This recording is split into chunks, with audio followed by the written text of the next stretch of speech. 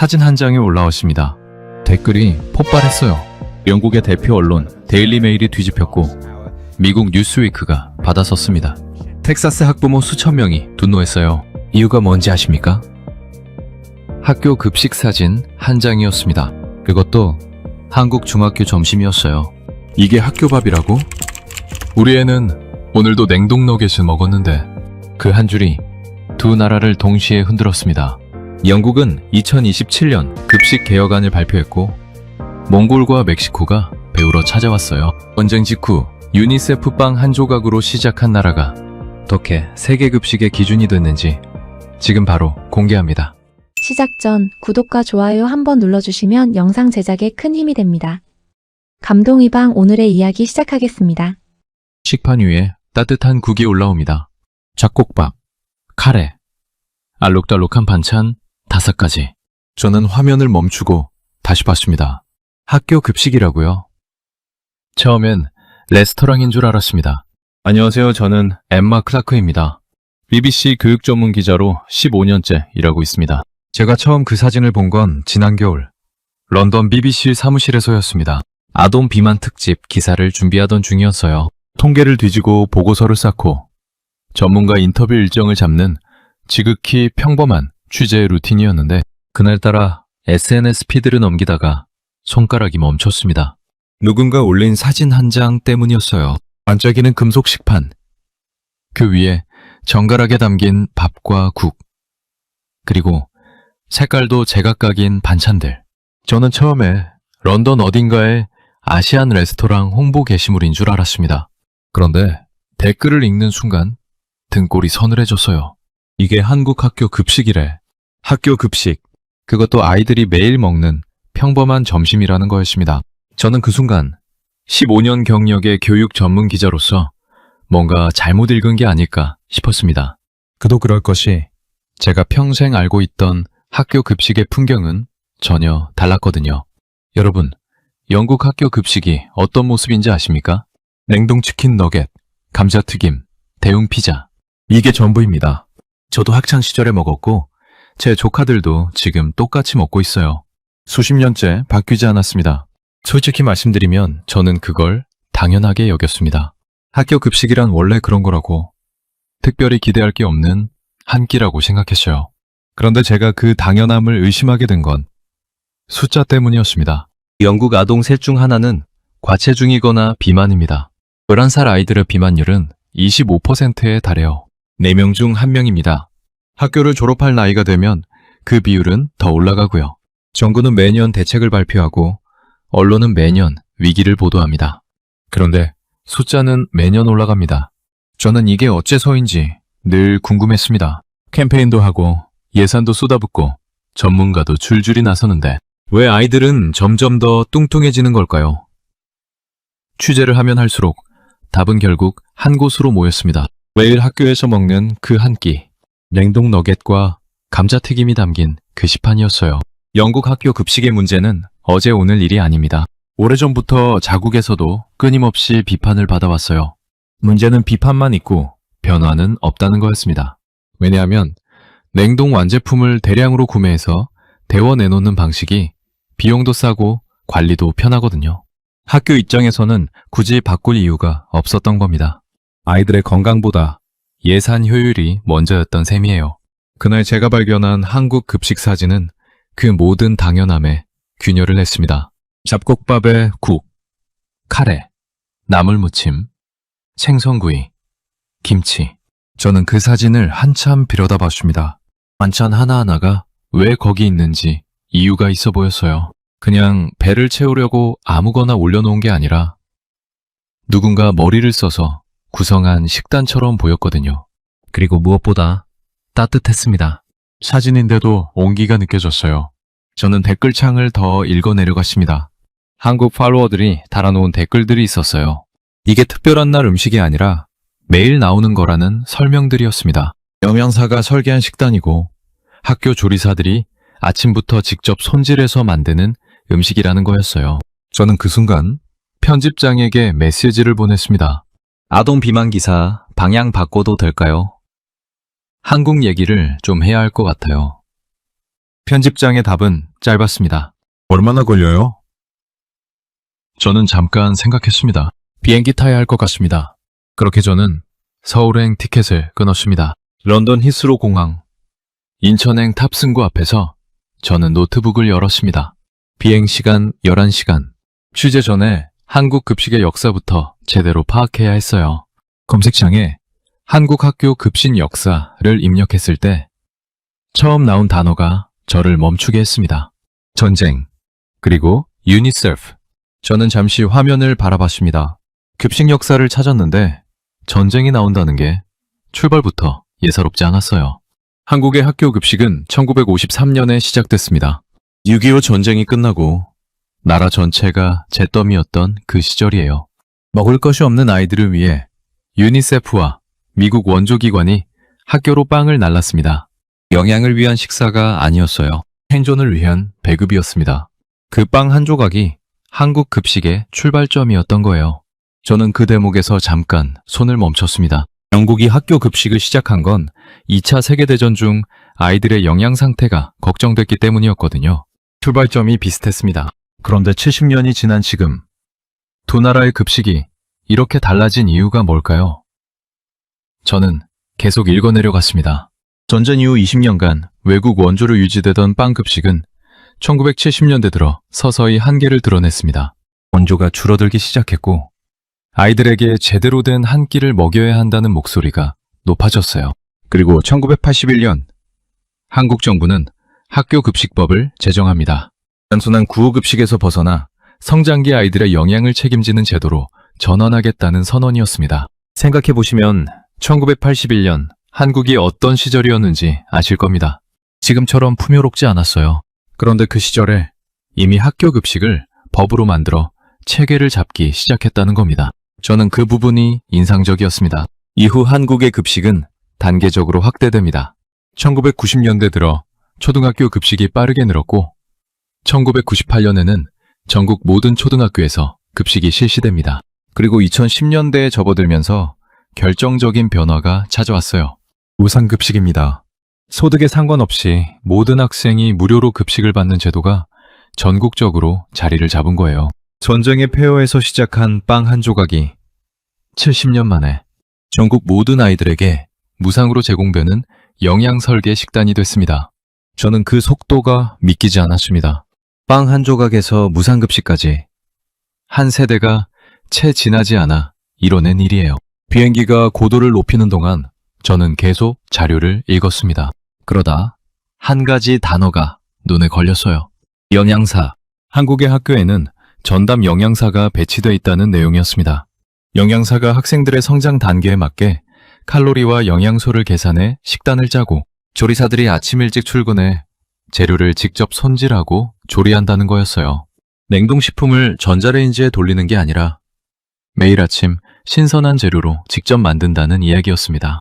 저는 런던 사무실 근처 학교에 취재를 갔을 때를 떠올렸습니다. 급식실 한쪽에 거대한 냉동 창고가 있었어요. 납품 트럭이 일주일치 분량을 한꺼번에 내려놓고 가면 그걸 데워서 내놓는 방식이었습니다. 조리사라는 말이 무색할 정도였어요. 배우는 사람에 가까웠습니다. 그런데 한국은 달랐습니다. 영양사가 설계하고 조리사가 만들고 아이들이 먹는 구조. 마치 작은 레스토랑이 학교 안에 있는 것 같았어요. 자료를 읽으면 읽을수록 의문이 커졌습니다. 이게 정말 학교 급식이 맞는 걸까요? 저는 직접 봐야 했습니다. 사진으로는 부족했어요. 그 냄새와 온기와 분위기를 그 자리에서 느껴야 했습니다. 비행기가 구름을 뚫고 올라갔습니다. 노트북 화면에는 서울의 한 중학교 급식실 사진이 열려 있었어요.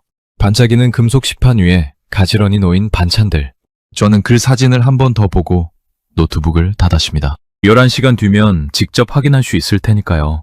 인천공항에서 택시를 타고 서울로 들어오는 길. 저는 차창 밖을 바라봤습니다. 깔끔하게 정비된 고속도로. 질서 있게 달리는 차들. 멀리 보이는 도심의 스카이라인. 런던과는 다른 종류의 정돈된 느낌이었어요. 그리고 저는 문득 이런 생각이 들었습니다. 이 나라가 70년 전에 전쟁을 겪었다는 게 실감이 나지 않는다고. 취재 첫날 오전, 저는 서울 시내 한 중학교 급식실 앞에 서 있었습니다. 교장 선생님의 안내로 안으로 들어서는 순간 가장 먼저 느낀 건 냄새였어요. 된장인지 참기름인지 뭔가 고소하고 따뜻한 냄새가 복도까지 흘러나오고 있었습니다. 영국 학교 급식실에서 맡던 그 냄새. 기름에 튀긴 것들이 섞인 텁텁한 냄새와는 전혀 달랐어요. 주방 안을 들여다봤습니다. 조리사들이 분주하게 움직이고 있었어요.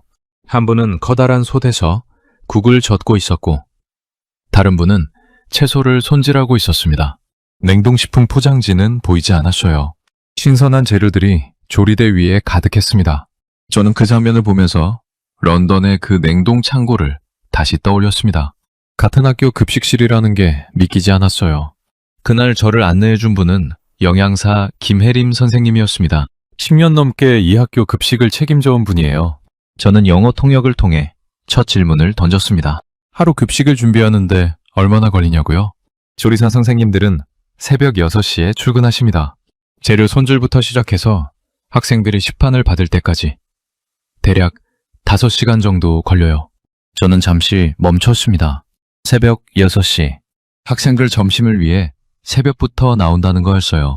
김혜림 영양사는 식단표를 보여줬습니다. 하루치 메뉴가 아니라 한 달치였어요. 날짜마다 메뉴가 달랐고 각 메뉴 옆에는 칼로리와 영양소 수치가 빼곡히 적혀 있었습니다. 단백질, 탄수화물, 지방, 비타민, 무기질. 성장기 청소년에게 하루 필요한 영양소를 급식 한 끼에서 얼마나 충족시킬 수 있는지를 계산한 수치였어요. 저는 영국 학교에서 받아본 식단표를 떠올렸습니다. 메뉴 이름만 적혀 있었어요. 영양 수치 같은 건 없었습니다. 잠시 후 배식이 시작됐습니다. 학생들이 줄을 서기 시작했어요.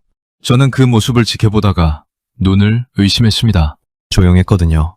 수백 명이 한꺼번에 몰려드는데 소란이 없었어요. 서로 밀치거나 새치게 하는 아이도 없었습니다. 그냥 차분하게 자기 차례를 기다리고 있었어요. 식판이 채워지기 시작했습니다. 잡곡밥, 따뜻한 된장국, 카레, 나물무침, 생선구이, 김치. 저는 식판 위를 들여다보며 속으로 세어봤습니다. 밥과 국을 빼고도 반찬이 4가지. 색깔도 제각각이었어요. 초록, 노랑, 주황, 빨강. 보기만 해도 영양소가 고루 들어간 것 같은 느낌이었습니다. 김혜림 영양사가 옆에서 설명했습니다. 반찬 하나하나가 선택된 이유가 있다고요. 성장기 학생들에게 부족하기 쉬운 칼슘은 생선으로, 식이섬유는 나물로, 발효식품의 유익균은 김치로 채운다는 거였어요. 그냥 맛있어 보이는 것들을 모아놓은 게 아니라 설계된 한 상이었습니다. 저는 그 단어가 마음에 걸렸어요. 설계. 영국에서 급식을 설계한다는 개념 자체가 없었거든요. 납품 단가에 맞춰 메뉴를 고르는 거였지 영양소를 계산해서 식단을 짜는 건 아니었으니까요. 한 가지 더 눈에 띈 게 있었습니다. 식판이었어요. 원작이는 금속 식판. SNS에서 처음 그 사진을 봤을 때부터 신기했던 부분이었는데 직접 보니 이유가 있었습니다. 위생 때문이에요. 금속 식판은 고온으로 소독이 가능하고 한 번 쓰고 버리는 일회용 용기가 필요 없습니다. 환경도 생각한 선택이었어요. 그런데 저를 정말 멈추게 한 건 식판도 반찬 가짓수도 아니었습니다. 배식이 끝나고 김혜림 영양사가 조용히 말했어요. 식사가 끝난 뒤를 봐달라고요. 저는 아이들이 밥을 다 먹고 식판을 반납하는 장면을 지켜봤습니다. 그리고 그 순간 제가 예상하지 못했던 일이 벌어졌어요. 아이들이 고개를 숙였습니다. 외식구 앞에 서 있는 조리사 선생님들을 향해 조용히 허리를 굽혔습니다. 감사합니다. 라는 말과 함께 모든 아이가 그랬던 건 아니었지만 꽤 많은 아이들이 자연스럽게 그 인사를 건넸어요. 연습한 것처럼 일사불란하지 않았지만 그래서 더 진심처럼 보였습니다. 저는 카메라를 들고 있다는 걸 잊었습니다. 그냥 그 장면을 눈으로 담았어요. 영국에서 급식 취재를 할 때 아이들이 조리사에게 인사하는 장면을 본 적이 없었습니다. 솔직히 말씀드리면 생각해 본 적도 없었어요. 밥을 먹고 나서 밥을 만들어준 사람에게 감사를 표한다는 것. 그게 학교 문화로 자리 잡혀 있다는 것이 저한테는 신선한 충격이었습니다. 김혜림 영양사에게 물었습니다. 따로 가르치는 거냐고요? 특별히 교육하는 건 아니에요. 그냥 자연스럽게 이어지는 문화예요. 선배들이 하는 걸 보고 후배들이 따라하고 그렇게 이어지는 거죠. 저는 그 말을 받아 적으면서 생각했습니다. 급식이 음식만 가르치는 게 아니구나. 감사하는 법, 배려하는 법, 나를 위해 일한 사람을 존중하는 법, 그것까지 가르치고 있었어요. 밥 한 끼가 이렇게 많은 것을 담을 수 있다는 게 저는 그날 처음 알았습니다. 사무실로 돌아오는 택시 안에서 저는 노트북을 열었습니다. 기사 제목 초안을 바꿨어요. 처음에는 영국 급식 개혁, 어디서 배울 것인가 였는데 그날 저녁 새로 쓴 제목은 달랐습니다. 여기엔 치킨 너겟이 없다. 그날 밤 저는 호텔방에서 한참을 멍하니 앉아 있었습니다. 노트북 화면에는 오늘 찍은 사진들이 펼쳐져 있었어요. 금속 식판, 방찬들, 그리고 고개를 숙이는 아이들. 저는 그 마지막 사진에서 스크롤을 멈췄습니다. 한참을 바라봤어요. 기자 생활 15년 동안 학교 관련 취재를 수도 없이 했습니다. 영국, 프랑스, 핀란드, 독일, 여러 나라 학교를 다녀봤어요. 그런데 학생들이 급식 조리사에게 고개를 숙이는 장면은 단 한 번도 본 적이 없었습니다. 그게 자꾸 머릿속에 걸렸어요. 다음날 저는 다시 학교를 찾았습니다. 이번엔 급식실 한쪽 구석에 자리를 잡고 앉아서 아이들이 밥을 먹는 전 과정을 처음부터 끝까지 지켜봤습니다. 배식을 받고, 자리에 앉고, 밥을 먹고, 시판을 반납하고, 인사를 건네는 그 흐름 전체를요. 그리고 저는 한 사람을 더 만나고 싶었습니다. 그 인사를 받는 사람, 조리사 박순례 선생님이었어요. 통역을 통해 인터뷰를 요청했을 때 박순례 선생님은 처음에 손을 저었습니다. 인터뷰 같은 건 괜찮다고. 자신은 그냥 밥 만드는 사람이라고요. 저는 그 말이 오히려 더 궁금하게 만들었습니다. 그래서 조금 더 설득했어요. 그냥 이야기만 해달라고. 박순례 선생님은 이 학교에서 28년을 일했습니다. 올해 62살이에요. 새벽 6시에 출근해서 재료를 손질하고 국을 끓이고 반찬을 만들고 아이들이 다 먹고 나면 설거지를 하고 청소를 합니다. 그리고 다음 날을 위해 재료 목록을 점검하고 퇴근해요. 매일 28년째. 저는 여쭤봤습니다. 아이들이 인사할 때 어떤 기분이냐고요? 선생님은 잠시 생각하더니 이렇게 말했습니다. 처음엔 그냥 지나쳤어요. 워낙 바빠서. 그런데 어느 날 한 아이가 두 손을 모으고 꾸벅 인사를 하는데 그날따라 그게 눈에 들어오더라고요. 집에 가서 그 생각이 나서 한참 울었어요. 저는 받아 적던 펜을 멈췄습니다. 28년. 매일 새벽 6시 수백 명의 아이들 밥을 만드는 일. 그 긴 시간을 버티게 한 게 아이들의 그 인사였다는 거였어요. 거창한 보상이 아니었습니다. 고개를 숙이는 그 짧은 순간이었어요. 저는 그 대목을 기사에 꼭 넣어야겠다고 생각했습니다. 한국 급식의 특별한 이유가 음식의 질이나 가짓수에만 있는 게 아니라는 걸 이 장면이 보여주고 있었으니까요. 사실 한국 급식에서 반찬이라는 단어는 영어로 번역이 안 됩니다. 데일리메일의 기사를 쓸 때도 저는 굳이 번역하지 않기로 했어요. 그냥 반찬이라고 썼습니다. 번역하는 순간 뭔가 빠지는 느낌이었거든요. 반찬은 그냥 사이드 디쉬가 아닙니다. 밥과 국과 함께 하나의 상을 이루는 그 자체로 완결된 구성이에요. 영양사가 계산하고 조리사가 만들고 아이들이 먹는 그 전체 시스템의 일부입니다. 점심시간이 끝나갈 무렵 저는 급식실 입구 쪽에 서서 아이들이 나가는 모습을 지켜봤습니다. 한 남자아이가 식판을 반납하고 돌아서다가 배식구 쪽을 한 번 더 돌아봤어요. 그리고 조용히 고개를 숙였습니다. 조리사 선생님들은 이미 다음 식판을 받느라 바빴어요. 그 인사를 받는지도 몰랐습니다. 그런데 그 아이는 그냥 인사를 하고 나갔어요. 누가 보든 안 보든 저는 그 순간을 카메라에 담았습니다. 보여주기 위한 인사가 아니었습니다. 습관이 된 감사였어요. 그리고 저는 그게 하루아침에 만들어지는 게 아니라는 걸 알았습니다. 매일 같은 시간에 따뜻한 밥이 나오고 그 밥을 만든 사람이 거기 있고 그 사람에게 고마움을 표하는 것이 당연한 일이 되는 환경. 그 환경이 오랜 시간 쌓여서 만들어진 문화였습니다. 박순례 선생님과 헤어지기 전에 마지막으로 한 가지를 더 여쭤봤습니다. 28년 동안 이 일을 하면서 가장 힘들었던 게 뭐냐고요? 선생님은 웃으면서 대답했습니다. 새벽에 일어나는 거요. 그리고 덧붙였어요. 그래도 애들 밥 먹는 거 보면 다 잊혀져요. 저는 호텔로 돌아오는 길에 기사 구성을 다시 짰습니다. 원래는 영국 급식 개혁 방향을 제안하는 기사였어요. 그런데 이틀간 서울에서 본 것들이 그 구성을 완전히 바꿔버렸습니다. 음식 이야기로 시작했는데 사람 이야기가 됐어요. 그리고 그게 더 맞는 것 같았습니다. 밥을 만드는 사람, 밥을 먹는 사람, 그 사이에 오가는 인사. 한국 급식의 본질은 거기 있었습니다. 식판 위에 반찬 가지수가 아니라 그 밥상을 둘러싼 사람들 사이의 관계였어요. 저는 그걸 런던 사무실 책상 앞에서는 절대 알 수 없었을 겁니다. 직접 와서 직접 봐야 했어요. 다음날 아침, 저는 편집장에게 전화를 했습니다. 기사 분량 좀 늘려도 될까요? 편집장이 물었습니다. 얼마나요? 저는 잠깐 생각했습니다. 2배요. 기사 분량을 2배로 늘리겠다고 했을 때 편집장은 딱 한마디를 했습니다. 숫자로 증명해요. BBC 기자라면 당연한 요구였어요. 감동적인 장면만으로는 부족합니다. 데이터가 있어야 했습니다. 저는 노트북을 열고 본격적으로 파고들기 시작했어요. 한국 급식 시스템이 실제로 아이들의 건강에 어떤 영향을 미쳤는지 숫자로 확인해야 했습니다. 그리고 첫 번째 숫자를 보는 순간 저는 화면을 다시 확인했습니다. 한국의 과체중 및 비만 인구 비율은 36.7%입니다. OECD 평균은 57.5%예요. 무려 20%포인트 차이가 납니다. 쉽게 말씀드리면 이렇습니다. OECD 국가들에서는 성인 10명 중 6명 가까이가 과체중이거나 비만인데 한국은 10명 중 4명이 채 안 된다는 거예요.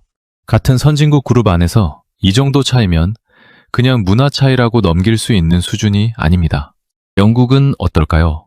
영국 성인 비만율은 약 28%, 과체중까지 합치면 64%에 달합니다. 한국보다 거의 2배에 가까운 수치예요. 제가 취재를 시작했을 때 들고 있던 그 아동 비만 통계, 영국 11살 아이 몇 중 하나가 비만이라는 그 숫자와 나란히 놓고 보면 격차는 더 선명해집니다. 미국은 더 심각합니다. 성인 비만율이 38%를 넘어요. 셋 중 하나가 비만인 나라입니다. 이전 30년에는 그 비율이 46%까지 올라갈 거라는 전망도 나와 있어요. 성인 둘 중 하나가 비만인 나라가 된다는 이야기입니다. 여러분, 이 숫자들이 그냥 건강 통계로만 보이십니까? 저는 그렇게 생각하지 않았습니다. 이건 매일 학교에서 무엇을 먹느냐의 문제이기도 하거든요. 어릴 때 형성된 식습관은 평생 갑니다. 학교 급식이 아이들의 입맛을 만들고 그 입맛이 어른이 되어서도 이어지는 거예요. 냉동 너겟에 길들여진 아이는 어른이 돼서도 가공식품에 손이 가고 매일 균형 잡힌 한 끼에 익숙한 아이는 어른이 돼서도 그 기준을 찾게 됩니다. 물론 비만율에 영향을 미치는 요인이 급식 하나만은 아닙니다. 운동 습관, 소득 수준, 식품 환경, 문화적 차이까지 복합적으로 작용해요. 저도 그걸 압니다. 그런데 한 가지는 분명했어요. 한국이 이 숫자를 만들어낸 데는 40년 넘게 영양사가 설계하고 조리사가 직접 만든 급식을 모든 아이에게 매일 제공해온 시스템이 분명히 기여했다는 거예요. 우연으로 설명하기엔 격차가 너무 컸습니다. 저는 김혜림 영양사에게 다시 연락했습니다. 몇 가지를 더 확인하고 싶었거든요. 한국 급식의 영양 기준이 어떻게 설정되는지를요. 영양사 선생님은 꼼꼼하게 설명해 줬습니다. 한국 학교 급식은 교육부가 정한 학교 급식 영양관리 기준에 따라 운영된다고요. 학생의 연령대에 따라 하루 필요 에너지의 3분의 1을 급식 한 끼에서 충족하도록 설계한다는 거였어요. 단백질, 칼슘, 철분, 비타민까지 항목별로 기준치가 있고 영양사는 그 기준을 맞추면서 동시에 아이들이 먹을 수 있는 메뉴를 구성해야 합니다. 맛과 영양을 동시에 잡아야 하는 작업이에요. 저는 영국 학교에 영양 기준이 있는지 떠올려 봤습니다. 있긴 합니다. 그런데 현장에서 제대로 지켜지는지는 별개의 문제예요. 기준은 있는데 냉동 너겟이 나오는 현실. 저는 그 간극을 오랫동안 당연하게 여겨왔던 겁니다. 그러다 한 가지 데이터가 더 눈에 들어왔습니다. 국제학교 급식연맹, 영어로는 School Meals Coalition이라고 하는데요. 전 세계 학교 급식 시스템을 연구하고 비교하는 국제기구입니다. 이 기관이 2025년 9월 한국 학교 급식을 공식 사례 연구로 등재했어요. 서울대, 가톨릭대 교수들이 참여한 연구 컨소시엄이 작성한 보고서가 공식 워킹페이퍼로 채택된 겁니다. 보고서의 결론은 명확했습니다. 한국의 학교 급식은 단순한 한 끼 제공을 넘어 건강, 농업, 교육을 아우르는 복합 정책 모델이라는 거였어요. 세계가 벤치마킹할 수 있는 시스템으로 공식 인정한 셈입니다. 저는 그 보고서를 출력해서 밑줄을 그었습니다. 편집장이 숫자로 증명하라고 했는데 이 정도면 충분했어요. 아니, 충분한 수준을 넘어섰습니다. 그런데 취재를 마무리하려던 그 순간 뜻밖의 생각이 들었습니다. 이 숫자들을 영국 독자들만 봐야 할까요? 대서양 건너편에도 이걸 봐야 할 사람들이 있지 않을까요? 저는 기사 말미에 한 문단을 추가했습니다. 미국 학교 급식 시스템과의 비교였어요. 그리고 그 한 문단이 제가 전혀 예상하지 못한 방향으로 파장을 만들어내게 됩니다. 기사가 데일리 메일에 실린 건 제가 런던으로 돌아온 지 사흘째 되는 날이었습니다. 제목은 그대로였어요. 여기엔 치킨 너겟이 없다. 영양사의 승인을 받은 완벽한 6코스, 한국 학교 급식, 그리고 식사 후 조리사에게 건네는 공손한 인사까지. 편집장의 제목을 조금 다듬었지만 핵심은 바꾸지 않았습니다. 기사가 올라가고 처음 1시간은 조용했어요. 저는 사무실에서 다음 취재 일정을 보고 있었습니다. 그런데 2시간쯤 지났을 때 편집장이 사무실을 가로질러 걸어왔어요. 표정이 묘했습니다. 놀란 건지 당황한 건지 딱 잘라 말하기 어려운 얼굴이었어요. 엠마, 지금 댓글이 몇 개인지 알아요? 저는 노트북을 열었습니다. 숫자를 보는 순간 저도 멈췄어요. 영국 독자들의 반응은 예상했던 것과 달랐습니다. 부럽다, 대단하다는 감탄보다 자조 섞인 분노가 더 많았어요. 우리 애는 오늘도 눅눅한 피자를 먹고 왔다. 저게 학교밥이면 우리 급식은 뭐라고 불러야 하나? 수십 년째 바뀌지 않는 이 나라 급식 행정이 부끄럽다.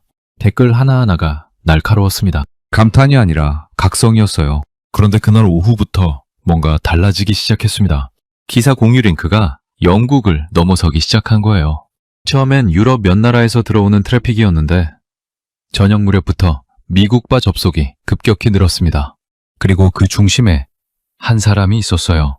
텍사스에 사는 세라 미첼이었습니다. 두 아이를 키우는 학부모이자 지역 교육 커뮤니티에서 꽤 영향력 있는 블로거였어요. 세라는 제 기사를 자신의 SNS에 공유하면서 짧은 한 줄을 덧붙였습니다. 우리 애는 오늘 점심으로 냉동 너겟이랑 케찹을 먹었어요. 그게 전부였습니다. 링크 하나, 문장 하나. 그런데 그게 불씨가 됐어요.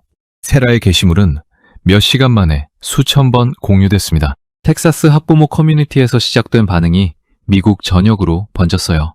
온라인 커뮤니티마다 비슷한 목소리가 터져 나왔습니다. 우리 아이들이 먹는 것과 너무 다른데 이게 같은 나이에 먹는 학교 급식이라고. 사진을 나란히 놓고 보니 죄책감이 든다고. 한국 아이들은 저걸 먹는데 왜 우리 아이들은 이걸 먹어야 하냐고. 그런데 반응이 폭발적으로 커진 건 그 다음 사실이 알려지면서였습니다.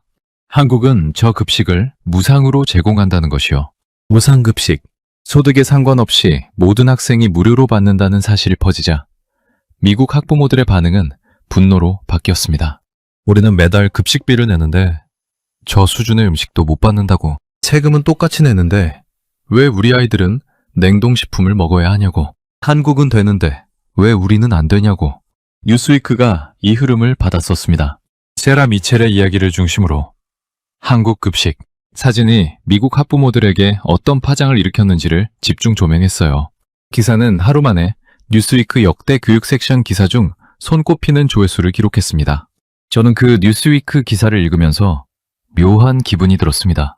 제가 서울에서 찍어온 사진 한 장이 텍사스, 학부모의 손을 거쳐 미국 전역에 공교육 급식 논쟁에 불을 붙였다는 게 실감이 나지 않았어요. 그리고 그 시점에 영국에서는 구체적인 움직임이 나왔습니다. 영국 정부가 2027년부터 학교 급식 개혁안을 공식 발표한 거예요. 생선 튀김, 감자 튀김, 치킨 너겟 같은 대표적인 튀김 메뉴를 대폭 제한하고 디저트의 절반 이상은 과일로 구성해야 한다는 규정이 도입된다는 내용이었습니다. 사실상 기존 급식 메뉴를 통째로 바꾸는 수준의 개혁이었어요. 물론 제 기사 하나가 영국 정부 정책을 바꿨다고 말하면 그건 과장이겠죠. 아동 비만 대책을 둘러싼 논의는 오래전부터 있었으니까요. 그런데 적어도 한국 급식이 그 논의에 구체적인 방향을 제시한 건 사실이었습니다. 치킨 너겟 대신 무엇을 내놓을 것인가 라는 질문에 한국이 하나의 답이 됐으니까요. 저는 그날 저녁 세라 미첼에게 메시지를 보냈습니다. 뉴스위크 기사를 봤다고. 덕분에 기사가 더 멀리 퍼진 것 같다고요. 세라의 답장은 짧았어요. 저는 그냥 사실을 공유했을 뿐이에요. 화가 났거든요. 저는 그 문장을 한참 바라봤습니다. 화가 났다. 그 감정이 솔직했습니다. 부럽다는 감정과 화가 난다는 감정은 달라요. 부러움은 바라보는 것으로 끝나지만 분노는 뭔가를 바꾸려는 힘이 되거든요. 미국 학부모들이 한국 급식 사진 앞에서 느낀 건 단순한 부러움이 아니었습니다. 우리 아이들이 이래서는 안 된다는, 바꿔야 한다는 분노였어요. 사진 한 장이 그 분노에 불을 댕긴 겁니다. 그리고 그 불은 대서양을 건너 두 나라를 동시에 흔들고 있었어요. 저는 다음날 아침 일찍 사무실로 나갔습니다. 편집장이 이미 와 있었어요. 커피를 건네면서 한마디 했습니다. 엠마, 후속 취재 언제 갈 수 있어요? 저는 웃었습니다. 티켓 알아보고 있었습니다. 두 번째 서울행. 비행기 안에서 저는 지난 몇 주를 되짚었습니다. 기사 하나가 영국을 흔들고 미국을 건드렸어요. 그런데 사실 저는 그보다 더 큰 그림이 궁금했습니다. 영국과 미국만의 이야기가 아닐 것 같았거든요. 한국 급식을 향한 시선이 부러움을 넘어 실제 행동으로 바뀌고 있다면 그 현장이 어디에 더 있는지 확인하고 싶었어요. 답은 생각보다 가까운 곳에 있었습니다. 서울에 도착한 다음 날, 저는 한 연수 프로그램 현장을 찾았습니다. 교육부가 운영하는 해외 급식 관계자 초청 견학 프로그램이었어요. 그날 참석자들의 면면이 인상적이었습니다. 몽골 교육부 급식 담당 공무원, 일본 학교 영양사협회 관계자, 키르기스스탄 교육부에서 온 2명의 연구원. 나라도 다르고 언어도 달랐지만 이 자리에 모인 이유는 하나였어요. 한국 급식을 배우러 온 겁니다. 몽골에서 온 담당자에게 통역을 통해 물었습니다. 왜 한국이냐고요? 그는 잠시 생각하더니 이렇게 답했습니다. 몽골 학교 급식은 아직 갈 길이 멉니다. 예산도 부족하고 영양사도 없어요. 그런데 한국이 처음부터 이랬던 게 아니잖아요. 전쟁 이후에 빵 한 조각부터 시작했다는 걸 압니다. 그래서 한국한테 배우는 게 맞다고 생각했어요. 저는 그 말이 오래 남았습니다. 한국의 출발점을 알기 때문에 한국에게 배우러 왔다는 거였어요. 완성된 시스템을 가진 나라가 아니라 바닥에서 시작해서 올라온 나라이기 때문에 참고가 된다는 거였습니다. 핀란드나 일본이 아니라 한국이어야 했던 이유가 거기 있었어요. 일본에서 온 영양사협회 관계자도 비슷한 이야기를 했습니다. 일본도 학교 급식 시스템이 탄탄한 나라로 알려져 있는데 그런 일본도 한국을 견학하러 온다는 게 저는 솔직히 의외였어요. 그래서 물었습니다. 일본도 급식 시스템이 훌륭한 걸로 아는데 한국에서 배울 게 있냐고요? 그는 웃으면서 답했습니다. 위생 시스템이요. 한국의 HACCP 기반 급식 위생 관리는 우리보다 앞선 부분이 있어요. 그리고 무상급식을 전국적으로 운영하는 방식도 배우고 싶었고요. 저는 그날 오후 또 다른 현장으로 이동했습니다. 이번엔 서울 코엑스에서 열리고 있는 급식 외식 산업 전시회였어요. 안으로 들어서는 순간 규모에 압도됐습니다. 자동 튀김기, 대형 식기세척기, 자외선 소독기, 스마트 배식 시스템까지 한국 급식 산업이 이렇게 고도화돼 있다는 걸 저는 몰랐어요. 전시장 한쪽에서 외국 바이어들과 상담 중인 업체 관계자를 만났습니다. 조리 시 유해가스를 차단하는 기술을 보유한 튀김기 업체였어요. 관계자는 일본과 미국은 물론 동남아시아 시장에서도 협력 제안이 잇따르고 있다고 했습니다. 해외 기업 공개까지 검토 중이라는 말도 덧붙였어요. 또 다른 부스에서는 특허받은 자외선 소독 기술을 선보이는 업체가 있었습니다. 담당자는 유럽과 동남아 바이어들의 방문이 끊이지 않는다고 했어요. 한국 급식 시스템에 관심을 가진 나라들이 음식만 배우러 오는 게 아니라 그 시스템을 지탱하는 기술과 장비까지 들여가고 싶어 한다는 거였습니다. 생각해보면 당연한 일이에요. 좋은 급식을 만들려면 좋은 음식만 있어서는 안 됩니다. 그걸 위생적으로 대량 조리할 수 있는 설비, 신선하게 보관할 수 있는 시스템, 효율적으로 배식할 수 있는 구조가 함께 있어야 해요. 한국은 그 전체를 갖추고 있었고, 세계는 그 전체를 사고 싶어 했습니다. 그리고 K급식은 이미 아시아와 유럽을 넘어 아메리카 대륙에도 닿아 있었습니다. 멕시코, 몬테레이. 한국 자동차 기업의 공장이 들어선 그 도시에서 지난해 K급식데이가 열렸습니다. 농림축산식품부와 한국농수산식품유통공사가 공동으로 기획한 행사였어요. 멕시코 현지 근로자와 그 가족들에게 한국식 급식을 직접 체험하게 한 거였습니다. 잡곡밥, 국, 반찬으로 구성된 한 상이 멕시코 공장 식당에 차려졌어요. 반응은 뜨거웠습니다. 멕시코에서는 최근 한류 확산과 함께 한국 농식품 수출액이 전년 대비 63% 이상 늘었다고 해요. 김치와 고추장 같은 식재료뿐만 아니라 급식 시스템 자체에 대한 관심도 함께 높아지고 있었습니다. 현대그린푸드는 더 구체적인 숫자를 보여줬습니다. 현재 아랍에미리트, 미국, 중국, 멕시코 등 7개국에서 80여 개 해외 급식 사업장을 운영하고 있어요. 처음엔 해외에 진출한 한국 기업 직원들을 위한 구내 식당으로 시작했지만 이제는 현지 직원 비중이 높아지면서 한식 메뉴가 정기적으로 제공되고 한국식 식단 운영 방식이 현재 뿌리를 내리고 있다고 했습니다. 밥 한 끼가 수출 산업이 된 겁니다. 저는 그 숫자들을 노트에 적으면서 1953년 유니세프 빵 한 조각을 떠올렸습니다. 원조를 받던 나라가 이제는 자국의 급식 시스템을 들고 7개국으로 나가고 있다는 게 단순한 성장 이야기가 아니었어요. 뭐가 더 깊은 의미가 있었습니다. 그리고 저는 그 의미를 찾기 위해 마지막으로 한 곳을 더 가봐야 했습니다. 서울 노량진의 한 오래된 초등학교였어요. 노량진 초등학교는 오래된 학교였습니다. 외벽은 새로 칠했지만 건물 뼈대에서 세월이 느껴졌어요. 교장 선생님이 안내해 준 곳은 교무실도 급식실도 아니었습니다. 복도 한쪽 끝, 작은 액자들이 줄지어 걸린 벽이었어요. 흑백 사진들이었습니다. 가장 오래된 사진은 1953년이었어요. 교실 바닥에 쭈그리고 앉은 아이들이 무언가를 받아들고 있었습니다. 가까이 들여다보니 빵이었어요. 작고 단단해 보이는 빵 한 조각. 아이들의 얼굴은 해맑았습니다. 그 빵이 얼마나 귀한 건지 알면서도 아이는 그냥 아이였어요. 웃고 있었습니다. 저는 그 사진 앞에 한참 서 있었습니다. 이 아이들이 유니세프가 날라다 준 빵을 받아들던 그 교실에서 70년이 흐른 지금 그 아이들의 손자 세대가 영양사가 설계한 식단을 금속 식판에 담아 먹고 있습니다. 같은 땅 위에서 벌어진 일이에요. 한 세기가 채 되지 않는 시간 안에 교장 선생님이 조용히 말했습니다. 이 학교가 개교한 게 1952년이라고요. 전쟁이 아직 끝나지도 않은 시절이었습니다. 포성이 들리는 와중에도 아이들을 가르쳐야 한다고, 밥을 먹여야 한다고 생각한 사람들이 이 학교를 세웠다는 거예요. 저는 그 말을 듣는 순간 뭔가가 선명해지는 느낌이었습니다. 한국 급식의 역사는 단순히 밥의 질이 좋아진 이야기가 아니었어요. 전쟁 중에도 아이들 밥을 챙겨야 한다고 믿었던 사람들, 원조가 끊기자 법을 만들어서라도 시스템을 세우려 했던 사람들, 예산이 빠듯한 시절에도 영양사를 배치하고 식단을 설계한 사람들, 그 긴 줄기가 지금의 급식을 만든 거였습니다. 어느 한순간의 결단이 아니라 수십 년에 걸친 선택들이 쌓인 결과였어요. 급식실로 내려갔습니다. 아침 점심시간이었어요. 아이들이 줄을 서고 있었습니다. 식판이 채워지고 자리가 채워지고 급식실이 아이들로 가득 찼어요. 소란스럽지 않았습니다. 바글바글하지만 질서가 있었어요. 수백 명이 한꺼번에 밥을 먹는데 그 안에 리듬이 있었습니다.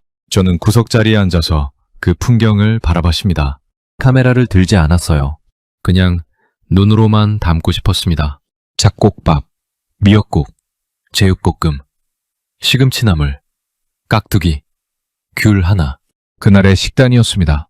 아이들은 당연하다는 듯 밥을 먹었어요. 특별한 날이 아니었으니까요. 그냥 오늘의 점심이었습니다. 그 당연함이 저는 부러웠습니다. 식사가 끝나갈 무렵 아이들이 식판을 들고 일어나기 시작했어요. 그리고 그 장면이 다시 펼쳐졌습니다. 배식구 앞에 서 있는 조리사 선생님들을 향해 고개를 숙이는 아이들. 처음 이 장면을 봤을 때의 충격은 이미 지나갔지만 두 번째로 보니 또 다른 게 보였어요. 조리사 선생님들의 표정이었습니다. 인사를 받는 선생님들은 특별히 환하게 웃지 않았어요. 그냥 자연스럽게 받았습니다. 고맙다고 크게 반응하지도 않았어요. 그게 오히려 더 인상적이었습니다. 특별한 일이 아닌 거예요. 매일 있는 일이니까요. 주는 사람도 받는 사람도. 그 인사가 일상이 된 겁니다. 저는 박순례 선생님이 했던 말을 떠올렸습니다. 어느 날 한 아이가 두 손을 모으고 꾸벅 인사를 하는데 집에 가서 그 생각이 나서 한참 울었다고요. 매일 있는 일인데도 어느 날은 그게 새삼스럽게 마음에 닿는다는 거였어요. 28년이 지나도 그렇다는 게 저는 그게 이 문화의 힘이라고 생각했습니다. 학교를 나오면서 교장 선생님이 마지막으로 한 말이 있었습니다. 요즘 외국에서 견학을 오는 분들이 많아졌다고요. 몽골, 일본, 동남아시아, 급식실을 보고 싶다는 요청이 이어진다는 거였어요. 그리고 그분들이 가장 놀라는 게 뭔지 아냐고 물었습니다. 저는 음식 가지수겠거니 생각했어요. 인사요. 아이들이 조리사 선생님께 인사하는 장면을 보고는 그 자리에서 한참 말을 못하는 분들이 있어요. 저는 픽 웃었습니다. 저도 그랬으니까요. 서울을 떠나는 날 아침, 저는 인천공항 카페에 앉아 기사 마지막 문단을 완성했습니다. 며칠을 고민했던 문장이었어요. 어떻게 끝내야 이 이야기가 제대로 전달될까? 한국 급식의 우수성을 나열하는 것으로는 부족했습니다. 숫자로 마무리하는 것도 아니었어요. 저는 1953년 흑백 사진을 다시 꺼내봤습니다. 빵 한 조각을 들고 웃는 아이. 그리고 지금 금속 식판 앞에 앉아 당연하게 밥을 먹는 아이. 그 사이에 있는 것들, 원쟁과 원조와 법과 영양사와 조리사와 인사와 무상급식과 국제보고서와 멕시코 공장 식당까지. 저는 문장을 썼습니다. 한국은 밥 한 끼로 나라를 다시 세웠다. 그리고 이제 그 밥 한 끼가 세계의 기준이 되고 있다. 비행기가 활주로를 달리기 시작했을 때 저는 노트북을 닫았습니다. 창밖으로 서울 하늘이 멀어졌어요. 어딘가 저 아래 한 학교 급식실에서는 지금 이 순간에도 새벽 6시에 출근한 조리사 선생님이 국을 끓이고 있을 겁니다. 아무도 주목하지 않는 자리에서 매일 그게 한국이었습니다. 여러분, 오늘의 이야기는 여기까지입니다. 전쟁이 끝난 폐허 위에서 유니세프 빵 한 조각으로 시작한 나라가 70년 만에 세계가 배우러 오는 급식 강국이 됐습니다. 영국이 정책을 바꾸고 미국이 분노하고 몽골과 멕시코가 찾아오는 그 중심에 우리 어머니들이 새벽 6시부터 끓여온 국 한 그릇이 있었습니다. 밥상 하나가 나라의 품격이 된다는 걸 대한민국은 이미 오래전부터 알고 있었던 겁니다. 여러분은 어떻게 생각하시나요? 오늘 이야기가 와닿으셨다면 댓글로 대한민국 최고 한마디 남겨주시면 감사하겠습니다. 지금까지 감동요방이었습니다. 긴 영상 끝까지 시청해주셔서 감사합니다. 오늘도 건강한 하루 보내시길 바랍니다.